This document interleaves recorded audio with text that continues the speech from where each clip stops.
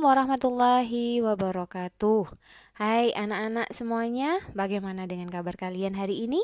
Semoga kalian tetap semangat dan tetap jaga kesehatan ya. Nah, kali ini Ibu akan menerangkan tentang tema 2, subtema 3, mata pelajaran ilmu pengetahuan alam. Materinya adalah manfaat tumbuhan bagi kehidupan manusia. Ini merupakan mata pelajaran di kelas 6. Oke, siapkan alat tulis kalian dan simak penjelasan berikut ini. Yang pertama, kalian pasti sudah mengenal tentang bagian-bagian dari tumbuhan. Kalau diperhatikan pada gambar tersebut, bagian-bagian tumbuhan itu dimulai dari akar, batang, daun, bunga, buah, dan di dalam buah ada yang disebut dengan biji. Tapi kali ini Ibu tidak akan menerangkan tentang bagian-bagian secara detail dan fungsi-fungsinya, melainkan Ibu akan memberikan materi kepada kalian, berbagi dengan kalian, yaitu manfaat tumbuhan bagi kehidupan manusia.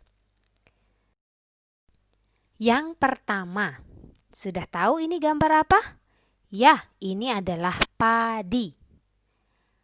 Nah, berikutnya adalah jagung. Dan berikutnya adalah ubi.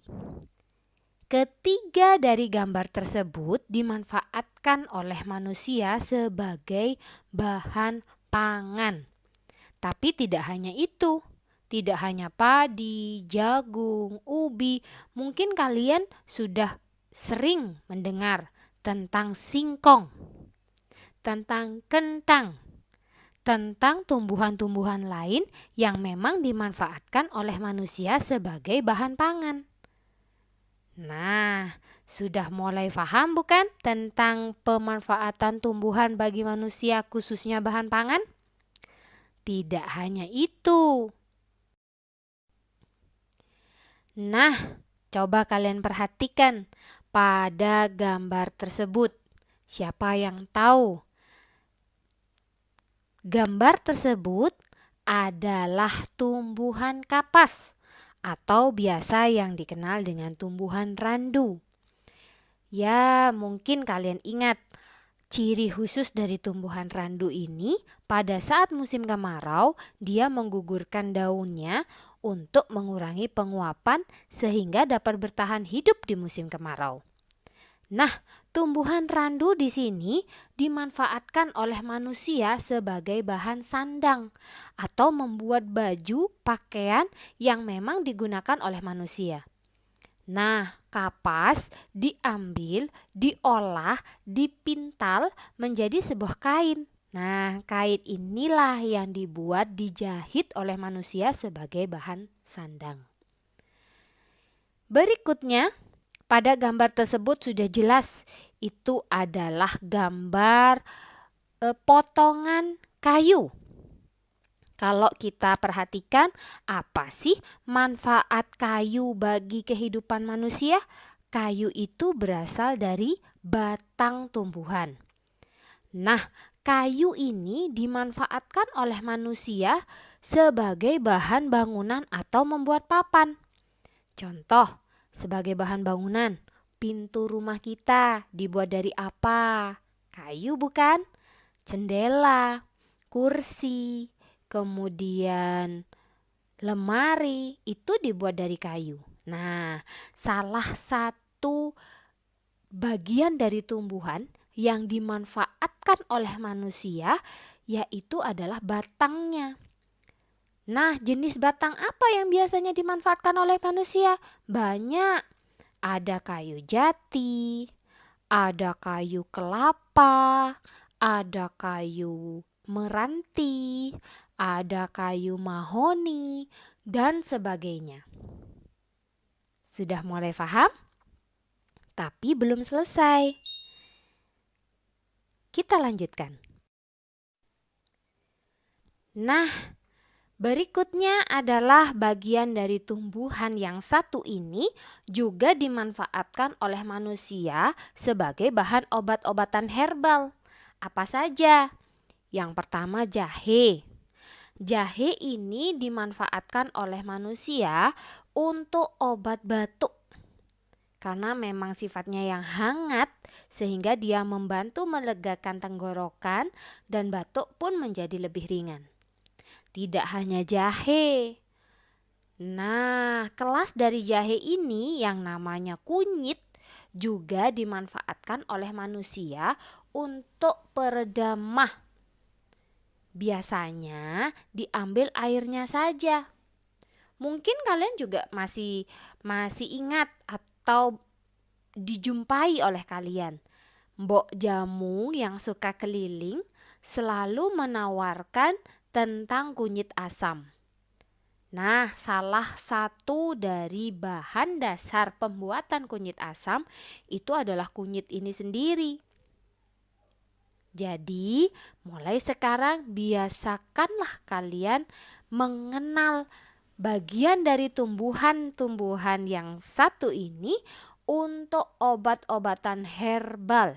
Setidaknya ini kalian ketahui sebagai antipasi pertama kali, obat pertama kali yang harus ada di rumah. Berikutnya, jambu biji. Kalian sudah pasti kenal jambu biji. Rasanya manis dan banyak sekali diminta oleh manusia dibuat jus atau keripik jambu atau makanan yang langsung dimakan begitu saja. Kalian tahu apa sih khasiat dari jambu biji? Jambu biji ini membantu mengobati demam berdarah. Kemudian mengobati gusi bengkak dan menstabilkan tekanan darah. Banyak bukan manfaatnya? Ayo, yang tidak suka sama jambu biji, mulailah suka dengan jambu biji. Kemudian, tahu tidak ini tanaman apa? Betul, ini adalah tanaman kumis kucing. Mungkin bentuknya seperti kumisnya kucing, bukan? Tapi kumis kucing ini dimanfaatkan oleh manusia sebagai bahan obat-obatan, yaitu meredakan penyakit batu ginjal. Nah, kumis kucing jadi salah satu tanaman herbal yang digunakan untuk penyakit batu ginjal. Tanaman ini mampu merangsang ginjal untuk mengeluarkan urin sehingga dapat mencegah pengendapan mineral dan garam di dalam ginjal. Itu beberapa tanaman yang dimanfaatkan oleh manusia sebagai bahan obat-obatan. Tidak hanya itu, coba kalian perhatikan gambar tersebut. Gambar itu adalah pohon karet. Nah, pohon karet yang diambil getahnya dimanfaatkan oleh manusia sebagai bahan industri. Untuk membuat apa? Untuk membuat ban. Bisa juga sebagai bahan bakar. Orang-orang di pedesaan masih menggunakan getah karet ini sebagai bahan bakar di dalam rumahnya. Nah, Ibu lanjutkan. Tidak hanya sebagai bahan baku industri, bahan pewarna pun itu diambil dari beberapa bagian tumbuhan. Di antaranya, warna hijau diperoleh dari daun pandan. Warna jingga diperoleh dari wortel. Warna kuning itu diperoleh dari kunyit.